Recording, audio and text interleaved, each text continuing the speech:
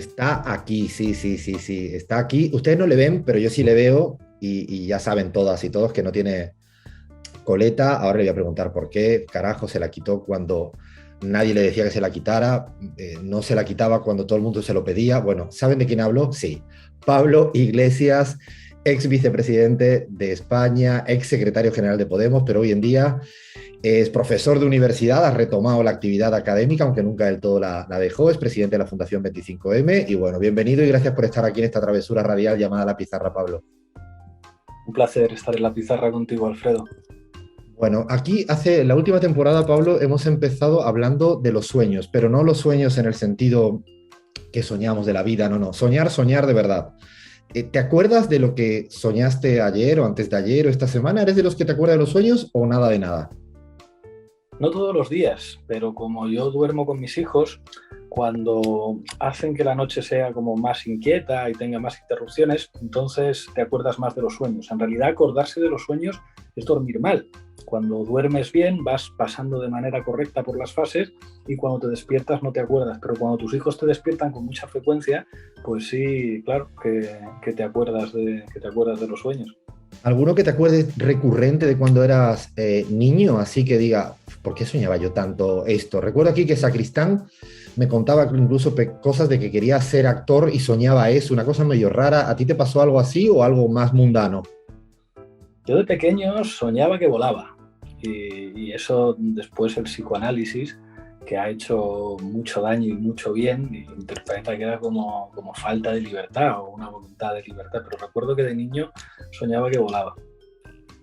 Pablo, ahora, o sea, hace 3 4 años tenías altísima responsabilidad en la política española, en mil espacios, y hoy tienes 3 hijos. ¿Duermes más antes o ahora? Ahora duermo lo que me dejan dormir mis hijos, ahora ya son más mayores, los dos mayores tienen 3 años, la pequeña tiene 2, entonces ya van durmiendo mejor. Pero nosotros dormimos con ellos, entonces pues digamos que cuando se despiertan, cuando quieren agua, cuando tienen una pesadilla o cualquier cosa, pues estás con ellos. Y lo normal cuando duermes con niños es que pues duermas un poco peor, pero también es muy adictivo. O sea, a mí imaginar una noche en la que no estoy abrazado a uno de mis hijos se me hace cuesta arriba, entonces no me quejo. No dormir porque duermes con tus hijos es una cosa hasta cierto punto agradable, no tiene nada que ver que el insomnio por estrés o por otro tipo de malos rollos. ¿Tuviste insomnio por estrés alguna vez en la época, no ahora, me refiero en periodo cuando arrancaste en el 2015 con tanta responsabilidad y Sí, foco sobre ti?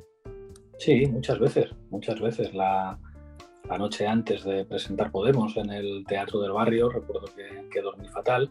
Y luego ha habido pues, en estos años como momentos muy difíciles, muy duros, y claro que he pasado malas noches de no parar de darle vueltas a la cabeza y no poder conciliar el sueño porque tienes demasiada presión encima.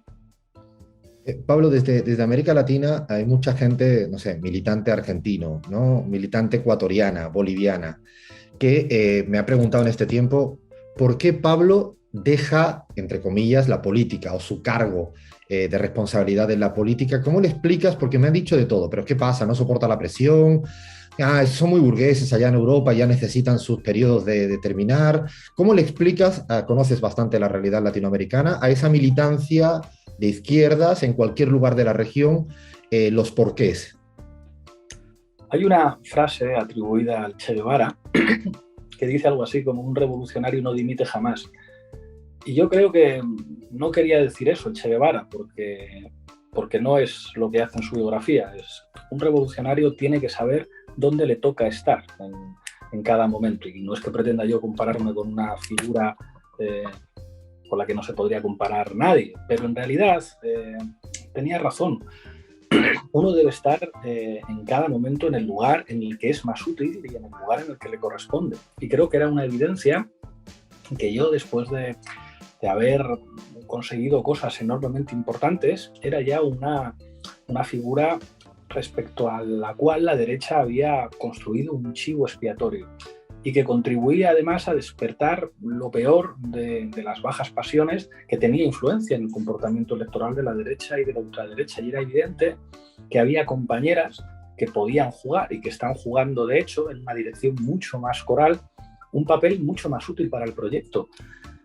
Pues a partir de ahí uno tiene que ser consecuente y decir, pues ahora yo puedo ser mucho más útil dedicándome a lo que me dedicaba antes, que es el trabajo universitario, el trabajo en los medios de comunicación o el trabajo de pensamiento con la Fundación 25M y echando una mano en las relaciones internacionales de nuestra formación política. Y creo que eso lo deberíamos entender todos.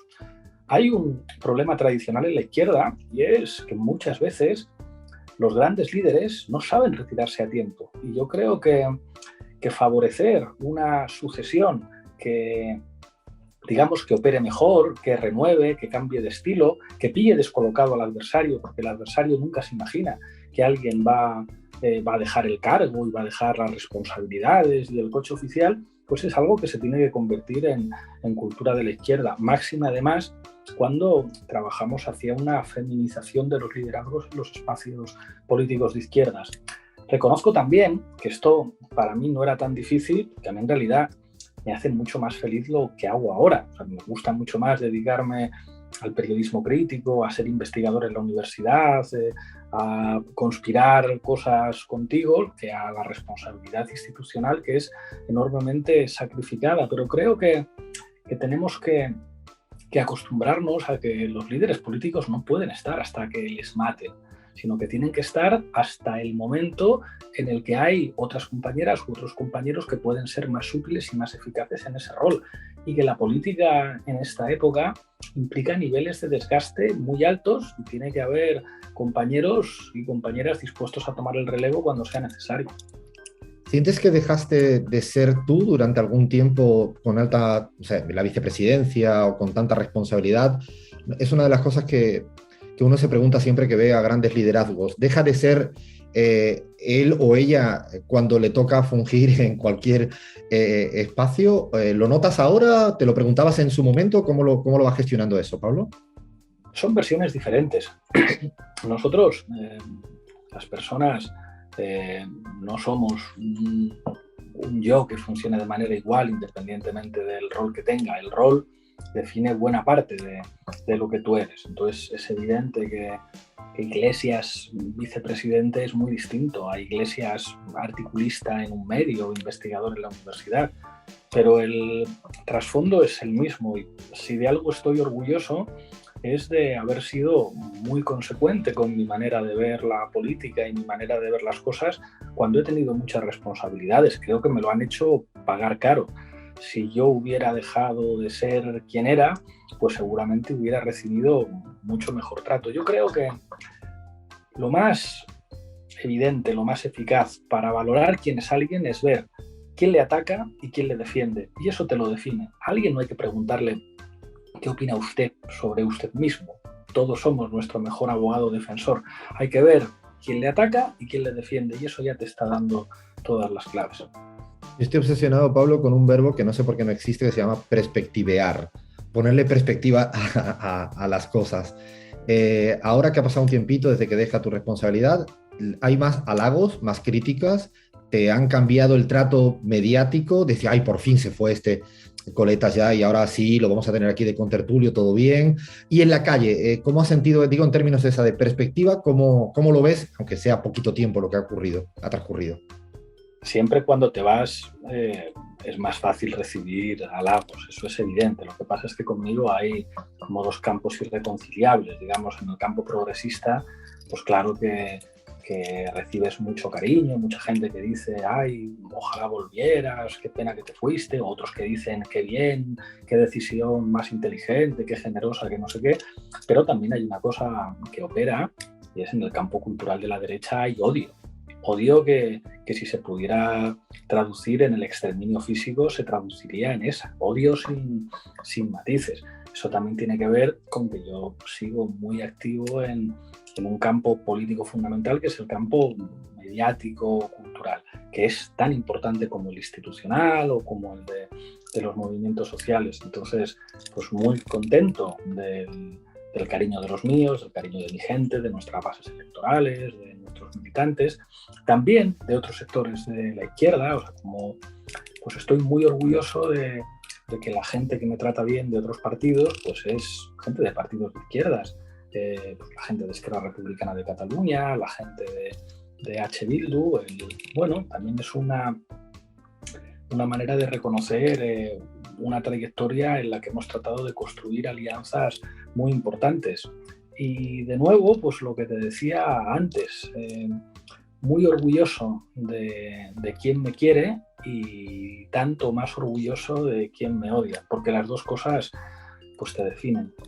¿Hay alguien de la ultraderecha española que te haya tratado bien después de salir del cargo? Que tú digas, mira qué gesto ha tenido, no sé, no voy a decir nombres para no joder demasiado. De la ultraderecha no, o sea, la ultraderecha está en modo odio, como con la ultraderecha, o sea, no puede, por desgracia, es lógico por otra parte, porque hablamos de, digamos, de los estilos fascistas de hacer política. Con la ultraderecha no se puede hablar. Pero sí hay alguna gente que son excepcionales en el ámbito más conservador que pueden tener una relación amable contigo. No muchos, porque también una de las claves del éxito de la ultraderecha en España y de Vox ha sido vampirizar a la derecha. Se han convertido en su aliado inevitable y en un actor ideológico que penetra muchísimo ideológicamente las bases culturales de la derecha. Entonces, no les dejan espacio ni siquiera para una suerte de cínica cortesía con el adversario político. Esa época terminó. Hay un amigo mío que cuando regresé de España a Argentina me pregunta, Alfredo, ¿es cierto que hace 5 o 6 años en España se hablaba de lo que decía Podemos y hoy se habla o se discute de lo que dice Vox? ¿Es tan así o es un análisis demasiado simplista? Es simplista, porque de hecho se sigue discutiendo de lo que dice Podemos, máxime cuando Podemos está en el gobierno. Se sigue discutiendo de si se sube o no se sube el salario mínimo, se sigue discutiendo de si habría que hacer una empresa pública de energía, incluso se discute de si habría que hacer nacionalizaciones cuando Podemos lo recuerda, se discute de feminismo. Cuidado, Pablo, que te estás pareciendo a Merkel, ¿eh? Con esos comentarios de la nacionalización me refiero, porque las últimas... No, ten cuidado con ese tema. Es verdad, es verdad. Y te decía, se sigue discutiendo de feminismo porque Irene Montero es ministra de Igualdad. En realidad, Vox es una reacción. Vox es, digamos, la expresión más completa del reaccionarismo nacionalista español de ultraderecha contra el independentismo catalán y contra Podemos. Pero su agenda es la agenda de la reacción frente a los temas que hemos sido capaces de poner encima de la mesa. Tanto se sigue hablando de lo que dice Podemos que la agresividad mediática sin precedentes que se despliega contra nuestra fuerza política no ha dejado de crecer. Gustavo Petro, el líder de la Colombia Humana, hoy en día candidato presidencial en Colombia, con muchas posibilidades de ser presidente, me dijo acá en la pizarra, le pregunté, ¿qué le recomiendas a Uribe? Y me dice que lea, lo que sea, pero que lea. Te pregunto, cuando estabas ejerciendo como vicepresidente, ¿leías tú poco en el día a día? Y casi te lo amplío, te lo quiero generalizar. ¿Se lee poco en el día a día de la alta política? Yo siempre he leído novela y he visto series, aparte, por supuesto, de ensayo político, que eso, digamos, forma parte de tu trabajo, o sea, leer artículos o leer ensayos, pero nunca he dejado de leer novela ni de ver series de televisión. Me han criticado mucho por eso. ¿Cómo puede ser en plena pandemia un vicepresidente que dice que está viendo una serie y que además esa serie es útil para entender no sé qué? Yo creo que en eso hay que ser muy beligerante frente a la reivindicación de los catetos. Una de las claves de una derecha y ultraderecha, que funcionan además en las mismas claves en España y en América Latina, es, digamos, como reivindicar la ignorancia y su antiintelectualismo. O sea, frente a los que presumen de no leer novelas y de no tener tiempo para leer series, solo hay que responder con el máximo desprecio. No confíen en un líder político que no lea novelas y que no vea series de televisión. En las escuelas de formación política o en muchas facultades, yo creo que se explica muy poco cómo gestionar la presión, ¿no? Me imagino un militante de base de cualquier barrio del conurbano argentino, o en Quito, en Guayaquil, en La Paz, ¿Cómo explicas, si tuvieras que decirle a esta gente que arranca, que empieza, que un día podría llegar a ser ministro, o que incluso lo son, porque hoy, no sé, Anaí Durán, una chica militante peruana, ministra de la Mujer en Perú, Elizabeth Gómez Alcorta, o sea, militantes que tienen una alta responsabilidad y que ahora le tocan gestionar presión. En esto hiciste tu doctorado. ¿Qué le dirías en términos de formación política? No hay solución individual. Eso es lo que querría el enemigo. La clave es la comunidad. Quien piense que tiene una personalidad arrolladora que le va a poder hacer resistir todo se equivoca. La clave es tu comunidad. La clave es que tu círculo de compañeros, tu gente, los militantes construyan una comunidad en la que cuando tocan a uno tocan a todos. Pensar que una persona sola puede resistir el nivel de toxicidad de los ataques que son tan habituales en la política y más con la ultraderecha que tenemos es ingenuo. Lo que hace resistir a una persona es estar rodeado de buenas compañeras y de buenos compañeros. Por eso, lo que más daño puede hacer a una fuerza política de izquierdas son las peleas. Eso hace mucho más daño que cualquier ataque por parte del exterior, porque eso cuestiona esa capacidad de resistencia que da la comunidad, pero no hay solución individual. No somos tipos duros ni gente capaz de resistir cualquier cosa. Al contrario, lo que hay que ser es sensibles, hay que emocionarse, no hay que dejar nunca de llorar, de indignarse. Desprecio enormemente a los tipos fríos que entienden como una virtud su capacidad de no conmoverse o ser inmunes a las injusticias o inmunes a los ataques. No me gusta la gente así, no me gustan los psicópatas. ¿Ha bajado la intensidad de las llamadas de los poderosos en presionar? Eso sí lo sientes como un poquito, dice, mira, esto ya bajó un poco. Bueno, a mí nunca me llamaron mucho por teléfono directamente. Para eso eran propietarios de medios de comunicación que ya hacían ese trabajo. Te lo decían directo en la tele, ¿no? Claro. Es como para eso ya tenían a sus empleados que hacían ese trabajo.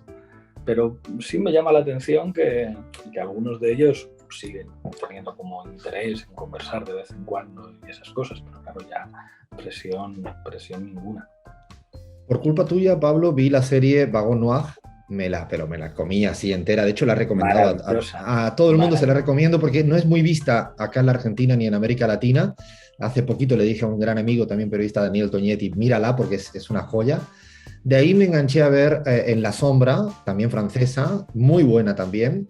Y una de las, estoy como en esta obsesión. ¿No crees que tanta serie de análisis político o de lo que ocurre tras bambalinas en la política ha generado una suerte de análisis frívolo entre los periodistas de lo que ocurre? Yo le llamo a esto de broma, no me va a salir el nombre porque es difícil de decirlo, la house of cardización de los analistas. ¿No te parece que todo el mundo piensa que llega un asesor, tiene una tecla y todo es como casi mecánica newtoniana a la hora de ver la política? ¿Qué piensas? Depende de qué serie. O sea, House of Cards hizo mucho daño a la política, sobre todo a la política democrática. Era una serie, fíjate, que triunfaba entre los jefes del Partido Comunista Chino. Les encantaba House of Cards porque decían... No te puedo creer, ¿de verdad? Sí, les encantaba porque era, ¿veis? La política no es más que esta mierda. Todo lo que se cuenta de la democracia y no sé qué, al final la política solamente es lucha por el poder. Pues House of Cards, digamos que responde a una época muy oscura, posterior a los atentados del 11 de septiembre, tiene una concepción, digamos, como completamente negativa y el gran político es un personaje deleznable como Frank Underwood.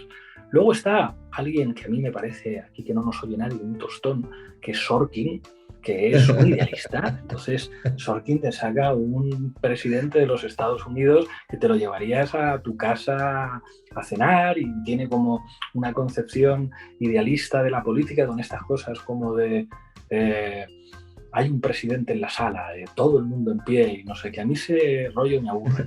Luego hay cosas maravillosas como lo que consigue David Simon con The Wire, pero donde hace más sociología, y luego llega Barón Noir para que mucha gente entienda pues, que la política tiene elementos muy feos, pero que detrás hay seres humanos con sentimientos, seres humanos con convicciones, que en una misma persona puede haber comportamientos terribles y al mismo tiempo comportamientos heroicos.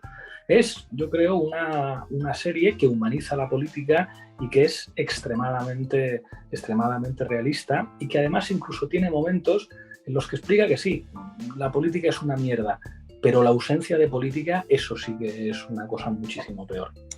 A mí me gustó mucho porque además creo que es más quilombera, dicho el argentino, ¿no? Es más quilombo y es todo más contradictorio. Y ahí, Hay sí. una peli argentina que no está mal, que se llama El Estudiante. Ah, sí, muy buena. Que explica la política como método. En la universidad, es una película, ¿no? que tú dices, pero ¿qué tendrá que ver con cualquier otra realidad política, en las luchas internas en los grupos estudiantiles con los rectores y no sé qué? Y en realidad describe mecanismos que son mecanismos universales de la política, y eso no está mal conocerlo. A mí de la serie Vagon Noir me queda sobre todo la cuestión de la autenticidad en la comunicación política. Creo que además está muy subestimada, creo que en la actualidad, por tanto, no sé, performances marketingianas y todo ese tipo de cosas. En ese sentido, que también que conoces de sobra la cuestión de la comunicación política, ¿qué le dirías hoy en día a todo lo que ocurre en América Latina desde la autenticidad? Pues la autenticidad no solo es Evo Morales, sino también puede ser Bolsonaro, cada uno a su estilo. No estoy poniéndolo en comparación en términos de matrices de valores, pero sí en ser auténtico. ¿Cómo lo digieres tú eso, metabolizas? Ahí hay dos claves. O sea, un dirigente político en el sentido de un comunicador, y yo creo que hoy un dirigente político, digamos, que compite electoralmente, no puede no ser una gran comunicadora, un gran comunicador, tiene que tener un manejo muy ágil de los marcos. Si no sabe manejar los marcos en el discurso, pues no está preparado políticamente para competir. Pero además tiene que tener algo que es mucho más inmaterial, que tiene que ver con lo que los actores formados en el método Stanislavski llaman el método, que es autenticidad, creerte lo que estás diciendo. La clave del método Stanislavski es que cuando un actor interpreta un personaje triste, esté triste de verdad. Eso la gente lo nota, eso tiene que ver con la piel. Es arriesgado también. Hay dirigentes políticos que no son así, que son fríos, que son capaces como de estirar la mandíbula y le ves y no sabes si ha tenido un buen día o ha tenido un mal día. A mí eso no me gusta, y creo que además no funciona con la gente. Creo que a la gente pues le gusta ver que estás jodido el día que estás jodido, le gusta verte enfadado de vez en cuando, y le gusta notar que hay convicción en las cosas que estás diciendo. Entonces, esos dos elementos, uno que es fundamentalmente estudio y preparación, que es el dominio de marcos, y el otro que es creerte lo que estás haciendo, es absolutamente fundamental. Ahí, bueno, hace poquito vi una serie también fantástica, no sé si la has visto, que se llama Press, sobre la prensa en el Reino Unido. Tiene algo que ver con esta otra croata, que creo que es Success. Tabloides. Sí, tema medio de comunicación, y ahí creo que está muy bien tratada, sobre todo porque pone, creo que en el horizonte, de que no hay salida. Dicho de alguna manera, como es una encrucijada de mierda, lo voy a decir tal como más o menos lo plantea la serie, una serie fantástica, muy british. Ahora que conoces los medios de comunicación, lo conociste antes, estuviste en tu cargo de vicepresidente y ahora vuelves al terreno de los medios. Estás en RAC-U, estás en la cadena SER. ¿Crees que hay alguna, no sé, ventanita sobre lo cual se puede hacer algo distinto, o están muy marcadas las reglas del juego? Es el gran tema ausente en los análisis de las correlaciones de fuerzas políticas. Es probablemente lo que más se podría criticar a los historiadores. El peso de lo que representan los medios de comunicación en una correlación de fuerzas políticas lleva siendo muchísimos años determinante. Y en las últimas décadas más, y en los últimos años más. Y eso suele ser un elemento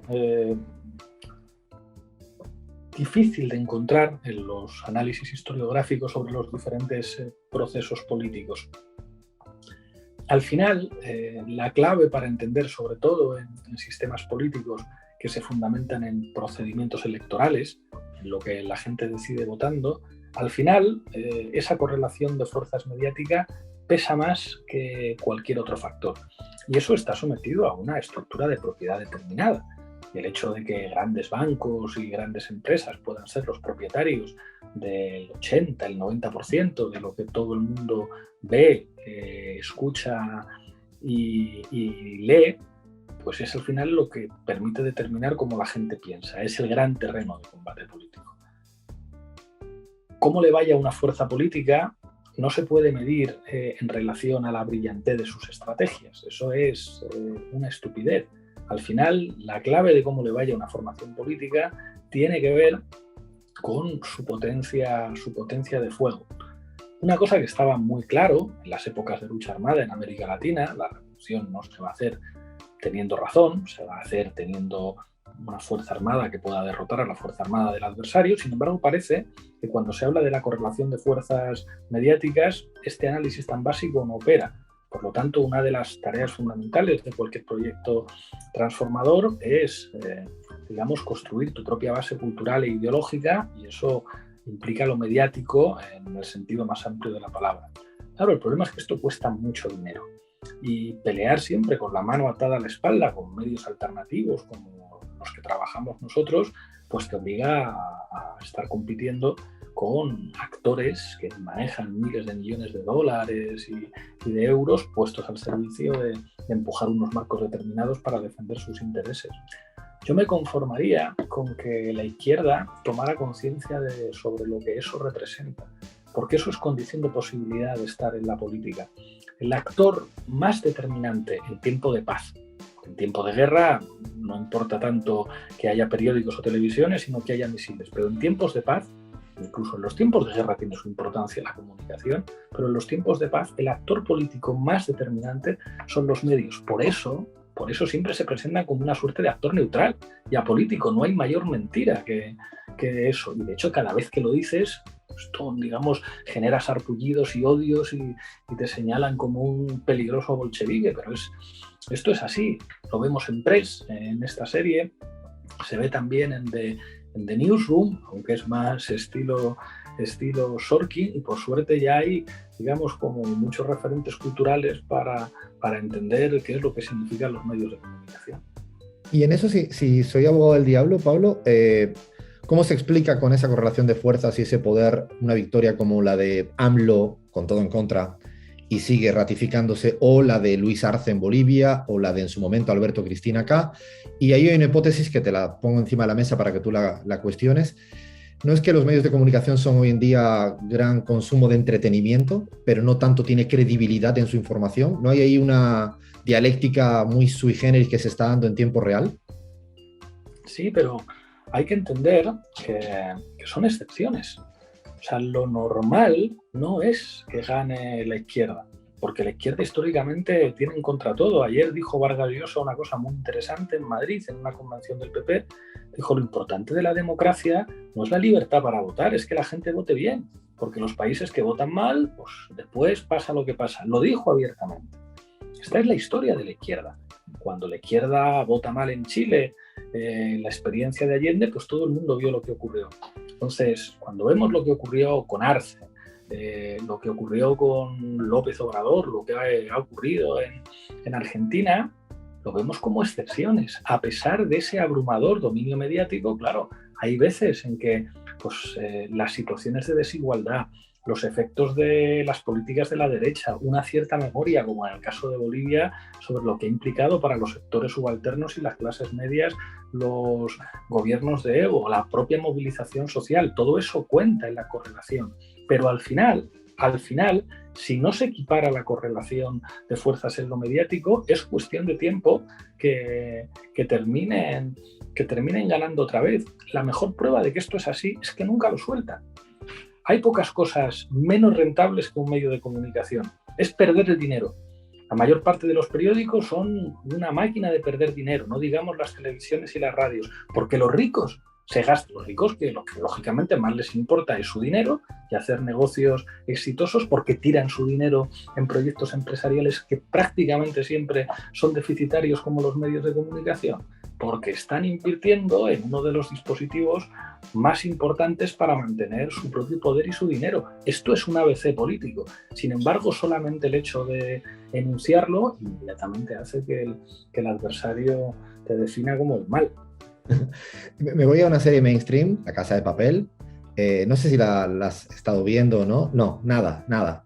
sí sabrás que hace algún guiño con su música y con alguna parte de su guión a valores que serían catalogados como casi, yo qué sé, revolucionarios, marxistas, en muchos sentidos. ¿Cómo entra una serie para que la vea tanto público haciendo guiños? O sea, la gente cuando canta Bella Ciao sabe lo que significa Bella Ciao, es la, la duda que tengo. ¿Cómo se hace eso? A veces en la gran pantalla, combinar gran público con algunos guiños, más de uno.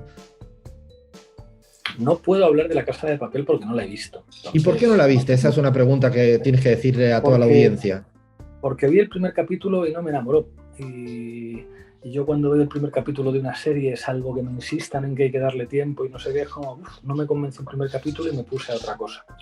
Sí vi que hubo una divertida polémica en España porque apareció mucha gente airada en las redes sociales diciendo, pero ¿cómo se os ocurre politizar una canción tan bonita como Bella Ciao que sale en La Casa de Papel? Demostrando una, digamos, un analfabetismo político sin par. Vamos a ver, digamos, cuál es el origen de Bella Ciao, que el origen real de Bella Ciao es una canción campesina, a la que luego se le pone la letra partisana durante la Segunda Guerra Mundial en Italia. Creo que hay que pensar en series. O sea, me voy a salir de La Casa de Papel porque ya te digo que hablar de una cosa que no se ha visto no tiene mucho sentido. Bueno, Juego de Tronos podría ser otro ejemplo. De esa sí puedo hablar. O sea, Juego de Tronos es una serie con muchas lecturas y una serie muy inteligente que tiene un montón de elementos que sirven para reflexionar la política. O sea, es una serie que serviría para explicar Maquiavelo en facultades de políticas y explicar muchas cosas más. Pero hay una que a mí me encanta, que en Netflix, que después de la primera temporada no hicieron más, que se llama Damnation. Es la serie Esta más no de la he visto, izquierdas no la he visto. nunca. A ver. Es la serie más de izquierdas que he visto nunca y es un western. Entonces, aquí la verdadera gracia es el cine para conquistar el corazón de los espectadores tiene que parecerse más al acorazado Potemkin o al western. Yo creo que al western. Me encanta el acorazado Potemkin, me encanta Eisenstein. Incluso a pesar de Pedro Ballín y su libro Me cago en Godard, hay cosas del cine de autor que me gustan. Pero el cine que funciona ideológicamente, el cine que transmite valores, el cine que enseña a pensar, el cine que en última instancia te hace querer ser buena persona, es otro tipo de cine. Es un cine mainstream donde Hollywood tiene mucho que enseñar y el western tiene que ser un vehículo narrativo para transmitir valores progresistas. A toda la gente que nos está viendo, Damnation. La voy a anotar esta y la anotamos. ¿Te ha dado alguna vez, no sé si lo has hecho, por repensar un guión, por meterte en un proyecto de hacer cine o película? No sé si esto lo has dicho al aire o no. Yo nunca te escuché ni en público ni en privado. Estoy en algunos, pero esto es alto secreto, no te puedo contar nada. No puede ser. Ahora, si estuviera en Madrid, intentaría, no sé, amenazarte con alguna, de alguna manera gaditana. No, bueno, pero estás en eso al menos. Sí, estoy en ello. Me apetece mucho y además ya tengo amigos con los que estamos conspirando, trabajando en ellos y a ver si alguno de los proyectos en los que estamos sale adelante. Le prometo a toda la gente que nos escucha que no tenía ni la más remota idea. Pablo da fe de eso porque no tenía ni idea, pero es un tiro al aire. Bueno, para terminar en tema serie, hay una serie que yo me acuerdo que te recomendé, que es Héroes Invisibles, chilena, que trata, bueno, el rol del... Están sus productores en Madrid ahora, porque... de Héroes Invisibles. Sí, porque quieren hacer otra cosa quieren hacer un biopic de Allende y estaban buscando socios por aquí, me contactaron y tal, y esa serie me la recomendaste tú y me encantó. Es muy buena y la pregunta que hago es, sobre todo en ese tipo de series que cuentan hitos políticos, ¿hay muchas de esas que lo reflejen tan bien? ¿Algunas series así de estas que hayas visto de momentos históricos como la de Allende? Porque a veces se espectaculariza tanto. Sí, ¿qué me recomiendas? Hay una, por ejemplo, de médicos que tiene 3 temporadas situadas en 3 periodos históricos diferentes, que es Charité. Charité es la historia de un hospital que está en Berlín. Entonces, cada temporada es un periodo histórico distinto. Hay una en el contexto de la Primera Guerra Mundial, otra en los últimos meses de Berlín, antes de que Berlín caiga en la Segunda Guerra Mundial, y otra en el contexto, en los años 60, cuando se construye el muro de Berlín, y el Hospital Charité queda del lado oriental. Esta es la temporada que a mí me gusta más, porque aunque tiene, digamos, como inevitables momentos de anticomunismo, es una serie alemana. Entonces los alemanes hablan bien de sí mismos, incluso cuando se trata de hablar de los alemanes del este, porque aunque fueran comunistas eran alemanes, entonces hacían las cosas bien. Y en la serie se reconoce la superioridad del sistema sanitario de la Alemania oriental y es como muy interesante para el que le guste la medicina y las series de médicos, que a mí me entusiasman. Hay otra francesa que se llama Hipócrates, que es una maravilla, pero para entender ese periodo histórico es también muy importante. Hay un momento genial en el que una compañía farmacéutica está intentando fichar a una médica del lado oriental de Berlín, que es muy buena, que está haciendo una investigación sobre el cáncer. Entonces le ofrecen un sueldo altísimo y le dicen, pero no nos interesa que siga usted investigando esto del cáncer. Y dice, ¿cómo es posible? Y tal, y dice, hombre, porque los que pagan son Bayer y quieren que investigue usted sobre otra cosa diferente. Que dices, fíjate, lo que es determinar quiénes son los que establecen los objetivos de investigación, si la empresa privada o el interés público. Algo bien actual, de hecho, de mucha actualidad. Ahora sí, Pablo, para ir terminando, ya estamos casi sin tiempo, te hago preguntas muy tiki-taka, muy así de pregunta corta, respuesta casi a la primera. ¿El estereotipo más injusto que se le atribuye a los españoles? El estereotipo más injusto que se les atribuye a los españoles. Yo creo que es... perdón por no responder rápido, pero pensar que se puede definir a un español. ¿Qué tendrá que ver? O sea, hay más diferencia, yo diría, entre un catalán, un vasco, un murciano, un madrileño y un gallego que entre un grupo de latinoamericanos. España es enormemente diversa, España es plurinacional, se hablan lenguas distintas, entonces pretender, digamos, como reducir a la unidad, pensar que existe un español arquetípico, creo que es enormemente injusto. En Argentina se nos llama gallegos. No, yo tengo una guerra casi santa con eso, porque aquí todo el mundo me llama gallego y soy andaluz. Cuando te dicen gallego, claro. Es como, a mí, eso es como, no tengo nada que ver con, o sea, un argentino y un mexicano, yo creo que pueden estar más cerca que un gaditano y un tío de lujo. Menos mal que lo dices, Pablo, pues yo todos los programas lo digo como diciendo, por favor, no me llamen, dígame lo que quieren, insúltenme, pero no es por nada, es que gallego no soy, nací... No tengo nada en contra de los gallegos. Exacto. Pero sí. Algo que hayan dicho mucho de ti que tú, para tus adentros, diría esto no es verdad. No es verdad. Bueno, han dicho muchísimas... Una que te hayas reído incluso con tus colegas, con tu pareja. Muchísimas cosas.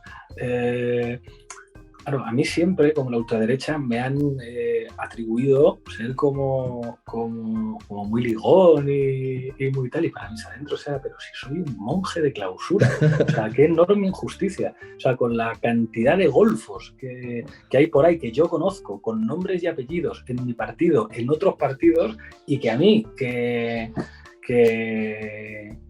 el sexto mandamiento lo cumplo a rajatabla, que se haya construido ese mito, siempre me ha hecho gracia. Si fuera periodista, Pablo, la primicia está dada, ¿no? Pablo dice, no soy un ligón. Eso sería como la... No, pero no es el estilo. Lo que más deteste hacer como tarea doméstica. Lo que menos me gusta hacer. Sí. Tenemos las tareas muy divididas.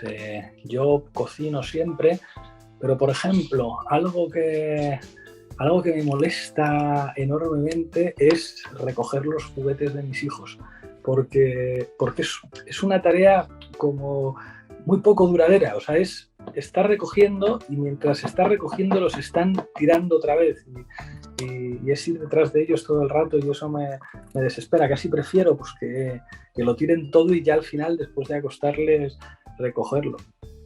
2 horas tienes libre de escala en Buenos Aires, ¿qué carajo haces?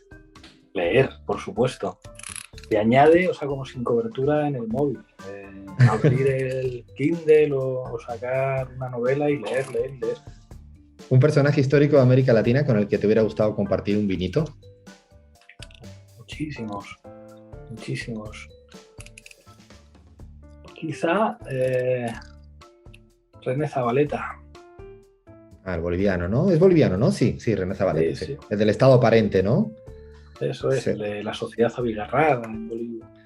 Un futbolista que haya sido muy valiente en la política. Nosotros tenemos en la pizarra un segmento que se llama Fútbol y Política. ¿Quién te viene a la cabeza? Bueno, Ángel Capa, creo que es un ejemplo. Oleré, que además le atacaron muchísimo por ser de izquierdas y por hacer algo que no es muy habitual en el fútbol. Es como reconocer abiertamente tus ideas cuando eres de izquierdas. Si eres de derechas, vas a recibir todos los aplausos. Y ahora sí que te pido una palabra por cada palabra que te digo ahora. Evo Morales, Dignidad, el Papa Francisco, el mejor papa. Felipe González, Siniestro, Cristina Fernández de Kirchner, personalidad, AMLO,